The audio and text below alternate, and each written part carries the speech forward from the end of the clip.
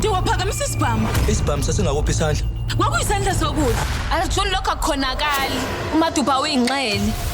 Okusho ukuthi lapha eAshram bekukhona umuntu wesithathu okuyena odubulile. Kodwa ngingaba ubani? Igama lakhe likhona kwistatimende samaDubawu. Ngosuku lokubulawa wahamba wona lapha ehotela ngo-2:45 ntambama. Khona la waya khona ngaphambi kwalokho. Cha. Kune footage ekhombisayo ukuthi khona umuntu owahamba ehotela kuleyo speed. Usashi Shikari wahamba ngo9:15 ebusuku. Wasebuyela khona ehotela ngo10 to 11 ebusuku. Okusho ukuthi uqamba amanga. Lokho kusivezela ukuthi mningi imininingwane ebalekile wena oyifihlela lenkantolo. Ungasifezela kanjani njengokusho kwaMaduba ukuthi akuwena umuntu owadubula uVilas ngalo babusuku.